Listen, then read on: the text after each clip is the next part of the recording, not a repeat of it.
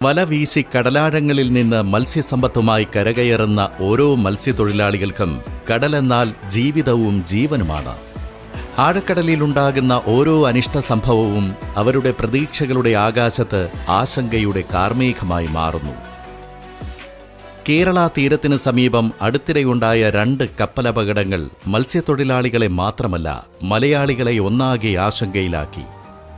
അപകടത്തിന് ശേഷം കടലിൽ വീണ വസ്തുക്കൾ കടലിന്റെ സ്വാഭാവിക ആവാസ വ്യവസ്ഥയെയും മത്സ്യസമ്പത്തിനെയും ദോഷകരമായി ബാധിക്കുമോ എന്നതായിരുന്നു പ്രധാന ഉത്കണ്ഠ.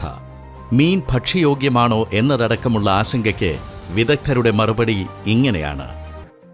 മത്സ്യം ഭക്ഷ്യയോഗ്യമാണെന്ന് മാത്രമല്ല, മത്സ്യ സാമ്പിളുകളിലൊന്നും അരോചകമായ ഗന്ധമോ രുചിയോ ഇല്ല എന്നും central institute of fisheries technology നടത്തിയ പരിശോധനകളിൽ കണ്ടെത്തിക്കഴിഞ്ഞു. ജലസാമ്പിളുകളുടെ pH, ലവണാംശം, ചാലകത എന്നിവ സാധാരണ സമുദ്രജലത്തിന്റെ അവസ്ഥയിൽ തന്നെയാണെന്നും പരിശോധനകളിൽ വ്യക്തമായിട്ടുണ്ട്. ഏതെങ്കിലും ജലസാമ്പിളുകളിൽ എണ്ണയുമായി ബന്ധപ്പെട്ട ജൈവ സംയുക്തങ്ങളുടെ സാന്നിധ്യമില്ലെന്നും പ്രാഥമിക വിശകലനത്തിൽ തെളിഞ്ഞിരിക്കുകയാണ്. ദൈവം തന്ന ദാനമാണ് ഞങ്ങളുടെ ഈ ദാനം തന്ന ഈ സമ്പത്തിൽ ആർക്കും മീൻ തന്നെ ഒന്നും സംഭവിക്കില്ല.